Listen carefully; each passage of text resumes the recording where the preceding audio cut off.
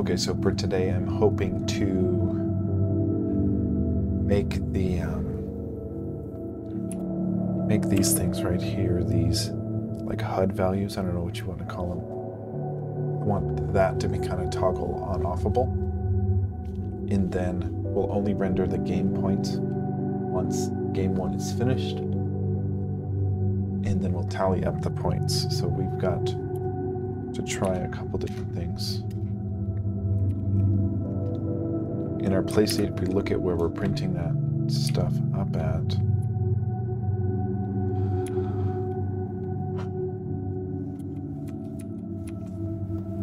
let's see, we print the move in place, okay. Then we place the score stuff.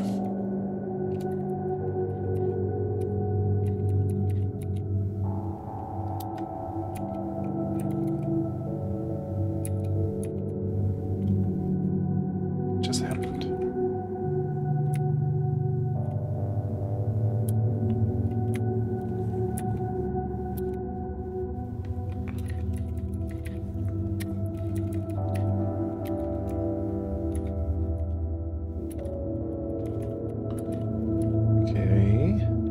Got the score stuff over here.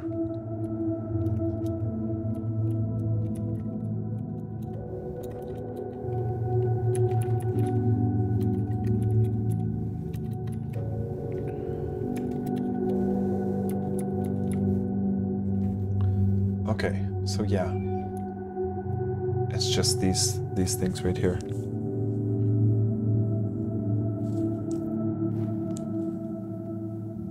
So we need the move type, the white stones, and then the turns. Where is the whose turn it is? Right here. Yeah, we need this.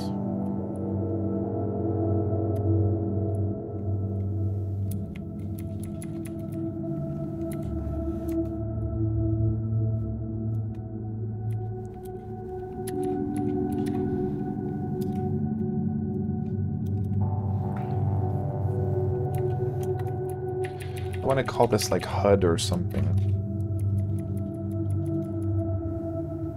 Help HUD or something.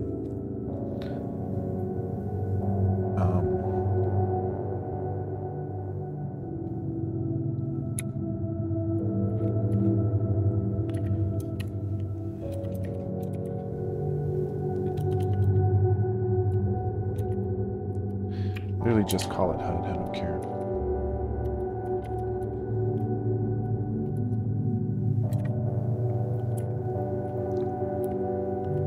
And it's the whose move it is, it's the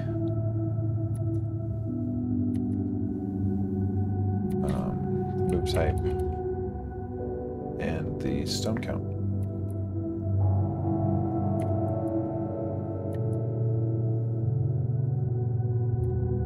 Now we can we need to make all of this toggleable.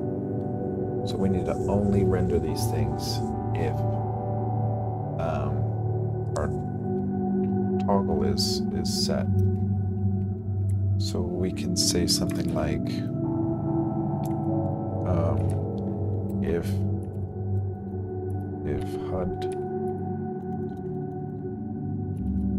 HUD toggle. Now, do we want to start it on and be able to toggle it off? Probably. So if it is true, we're printing it up.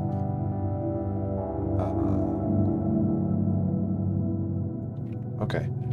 So if we are, in fact, HUD toggle, then we'd go ahead and render the HUD. So we need this HUD toggle as a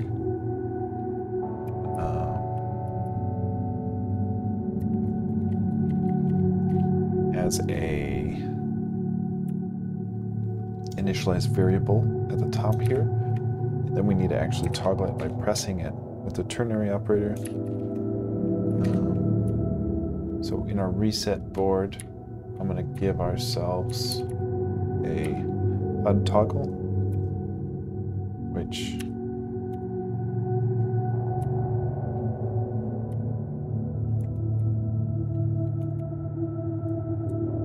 we're going to default to true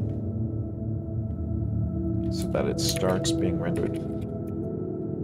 We'll see if that just is rendering it, and it is. And then if we were to switch our HUD toggle to false, hopefully we would not be rendering it. And we are not. So now we just need a pair pressing a button to flipping that variable, and then we should be in business there. That first thing we wanted to add. So I want to see where we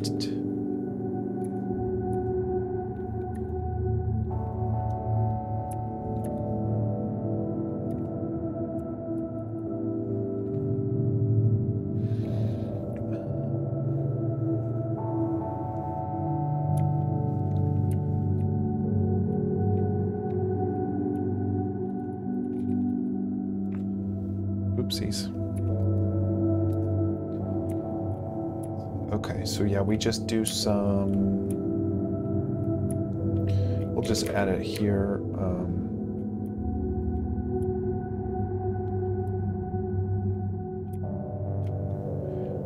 Yeah, we just want a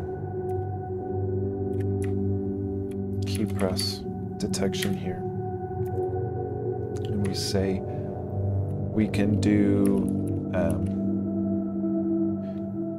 I guess we'll just do it for T for now, to toggle on that stuff. And then what we'll do here is actually say,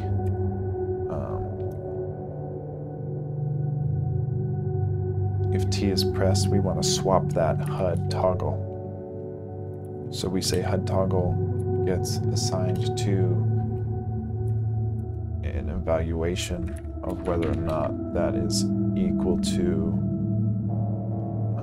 true and false, or true. So if it is already true, it'll become false. If it's false, it'll become true whenever T is pressed. So let's see if that works. So we should be able to toggle it off with T now, and it doesn't look like we are. Is this in our update function? Yeah, it's like the first thing in our update function. So if T was pressed, HUD toggle gets.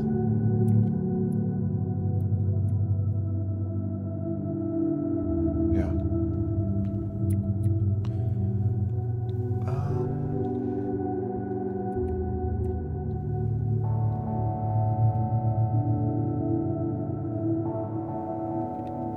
I don't know what to do. Maybe we'll just take all this and put it very first thing.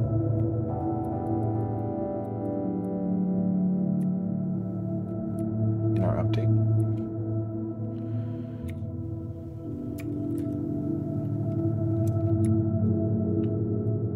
HUD toggle gets HUD toggle is true and false or true.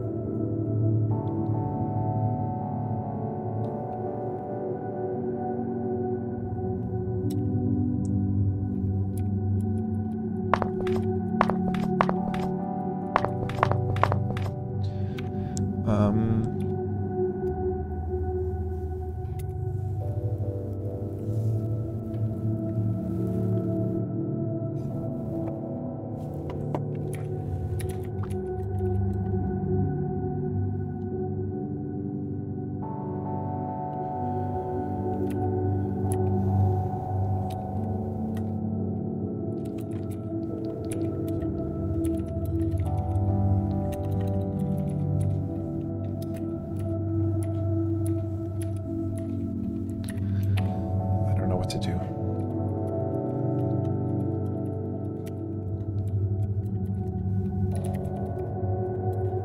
I thought that was it. I thought that was it. I thought we had gotten done with not doing ternary operators, right? Okay, it's working now. I don't know what I was doing wrong before. What was I doing wrong before? We asked true, first, but whatever. It's working. It's working.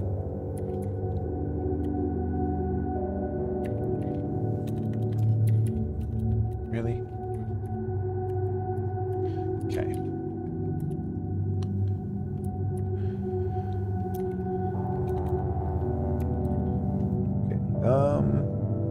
So we got one thing we wanted to do done. Now let's work on printing up the first score for the game when we win. So we'll need, if we go to the top of our file and we go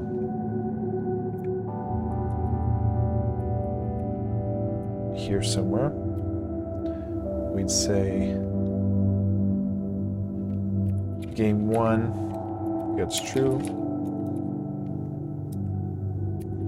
game 2 gets false. This will work as our state machine to kind of cycle through which game we're at and determine how many things to render. So if I'm actually going to start game 1 as false, and game 1 will become true once game 1 is finished, because we don't render the screen until there is, or we don't render the score until someone has actually won, once we tally it up. But we do have white points and black points to store it in. But then we would need also game 1 white points.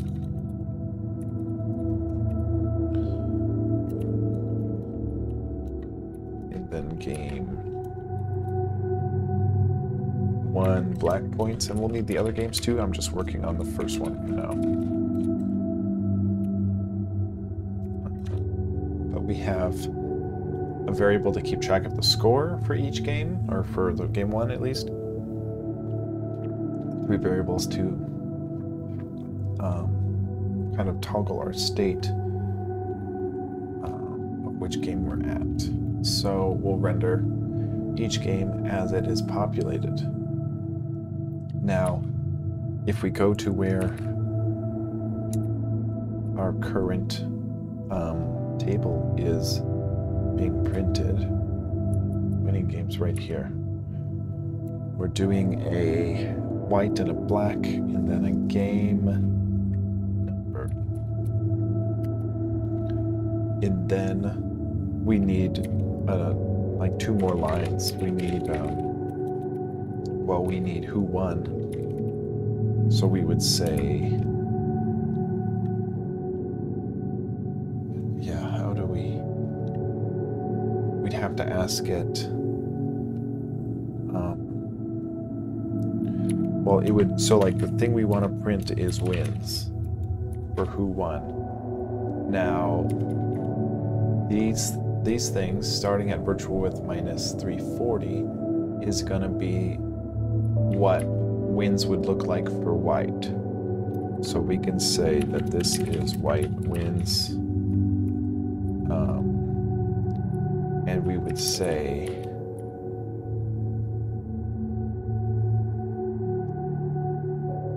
we'd have to know. Part of me thinks we make a little, I don't know, because we want to place wins at potentially 2 different locations, one under white or one under black, depending on who won. So we do have a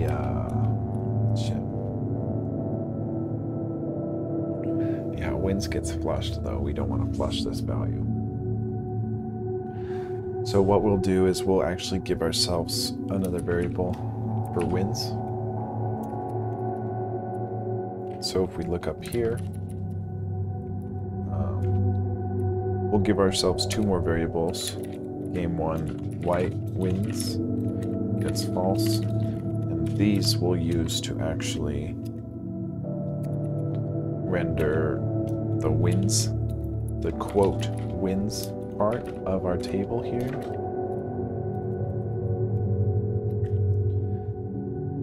it's actually game 1 black wins. Okay. Now we should be able to go back.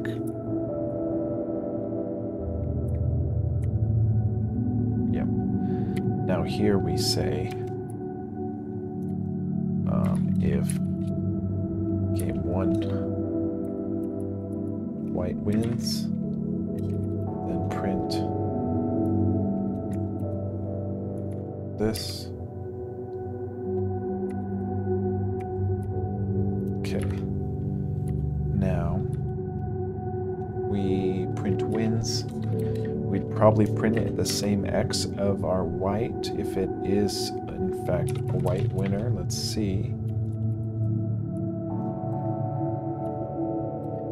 And it'd be this same X, just a certain amount lower. So if our game 1 is at a 270 on the Y, probably put this on the 270Y as well. Now,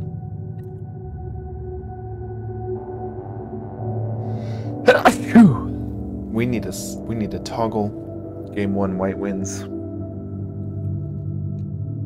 Once there is a... Shoot, man. I'm just thinking of more and more problems the more I think about this.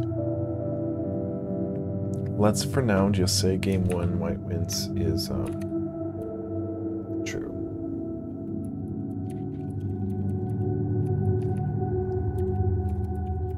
So we can see if we even print it up.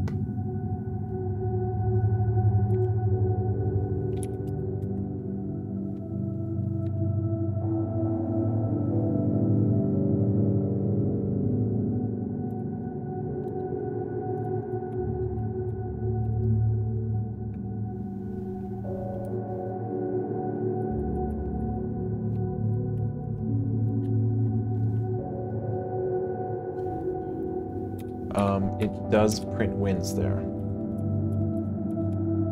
but we need to print, how do we do this?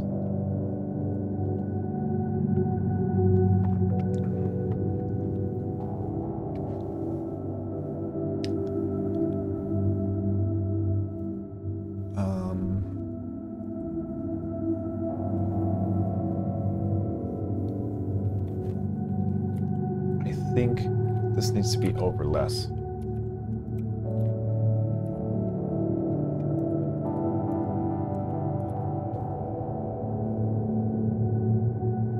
Yeah, a little left.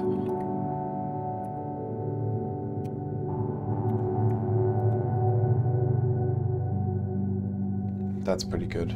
Game 1, white wins. But we only want that plus a tally of their points only once they finish a game. So yeah, this should work. This should work, but we should say, yeah, if game 1 white wins, then go ahead and print wins at the first game area. We need a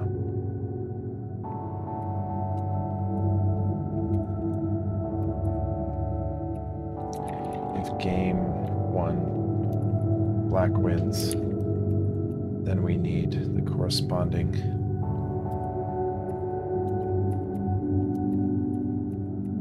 print function. So it is to the right of this, so it might be as much as 200 pixels less for black wins. I'm not seeing it because black isn't winning at the moment. We'll just make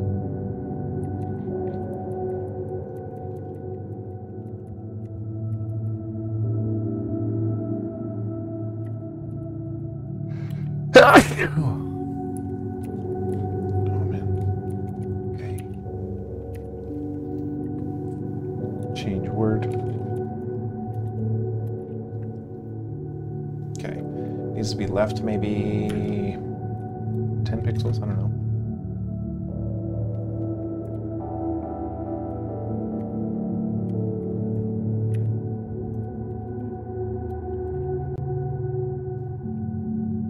left more.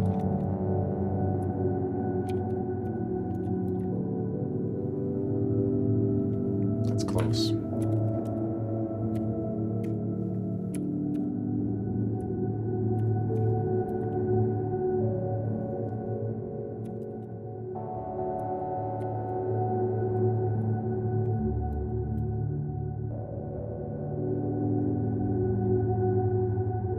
Yeah, that looks pretty good actually. Cool. So now that we've got whether or not they've won printed up, we also need to print up their points right beneath it. So,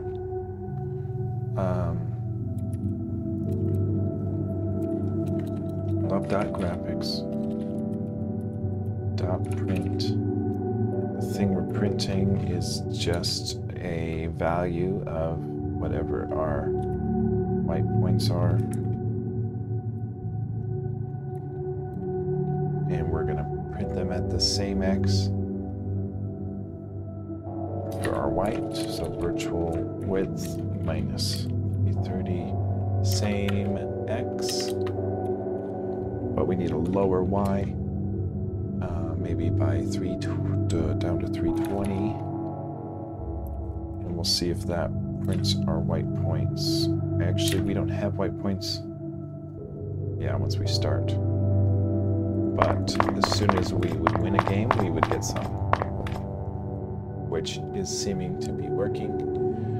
We need the X to be kind of centered. So we can say this is actually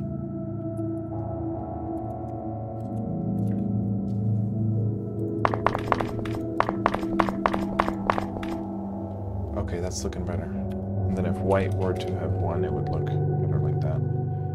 But we need to print up. Now we can't just print the global variable here for those points because each game will have different points and we don't want to be printing up points as we increment them.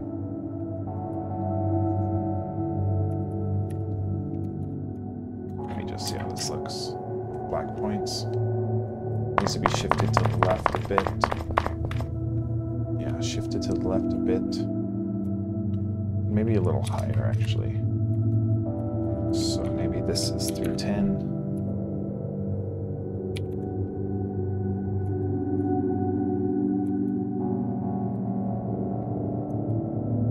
Oh, lordy. Okay. So yeah, maybe this is 310.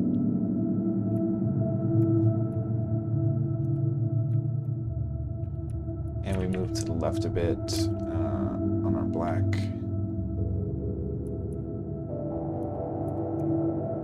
Let's see what that looks like. Okay, a little to the right.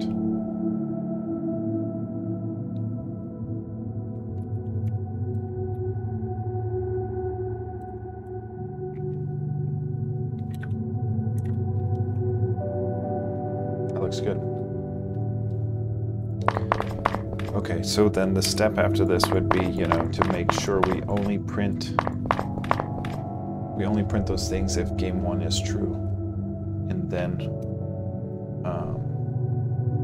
since we don't want to stop rendering them like that, because we're actually only if game white wins.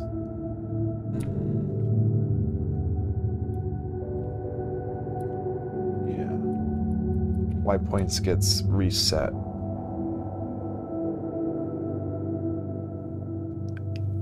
Yeah, white points gets reset. And then so does.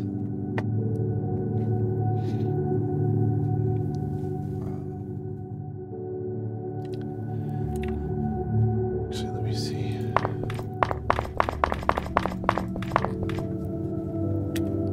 Yeah, numbers get reset. And then we'd have to fix that. So instead of using white points here in our update function, actually when we win, we need to copy this over. So under our win detect,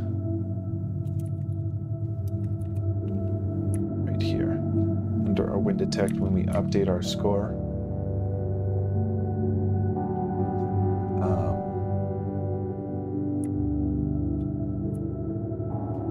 Actually, it might be in our score update. Okay, that cycles through all the grids, so I think we can do this in wind detect still.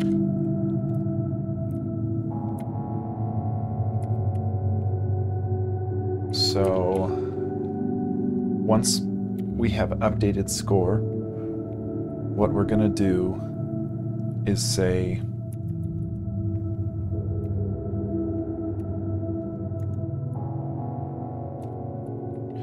game 1. I guess we need to do we need to copy the white points. Come on, dude. Game 1 white points gets whatever our points are at this moment. So we would say white points gets that. And then we would also copy over our black wins. No, black.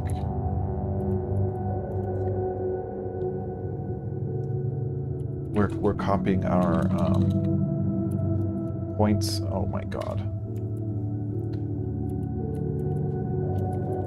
Our points into these variables for each game 1 so that we don't overwrite them by the time we start a new game. So now we can actually print up the game 1 white points instead of the white points here.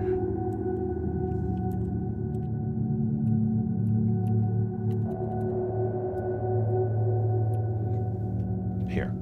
Instead of printing this up, now we can put game 1. You know?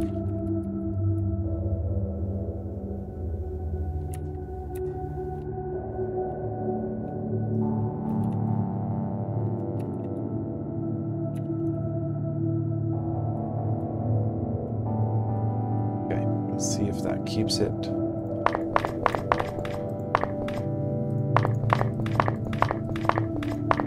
Okay, we've got 5 and a 6. It still wipes it. It still wipes it because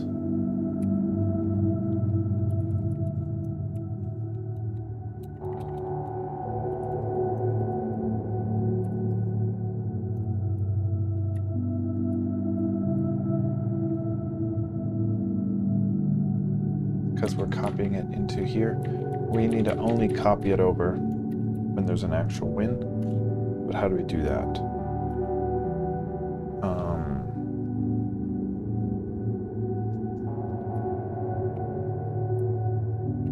When do we use wind detect?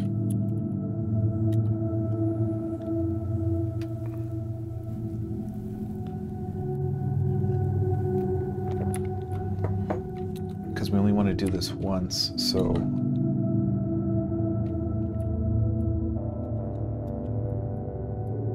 wind detect is ran in our reset. It's only really ran once. So I don't know how to do this right now. I'm not gonna be able to figure this out right now. I gotta head out here soon.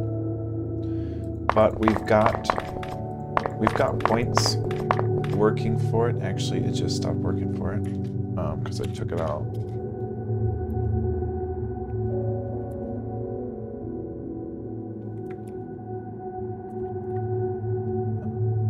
It should be working now, but it just resets. So we count the points, but we are resetting it. So we need to figure out. Actually, we need to copy it over upon that enter press, I think. Well, no. As soon as the wind detect. I don't know. I'm gonna have to figure it out, but I'm gonna say that we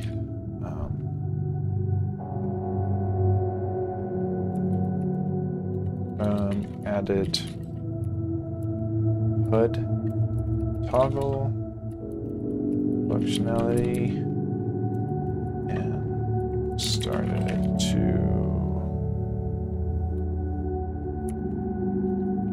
print game scores.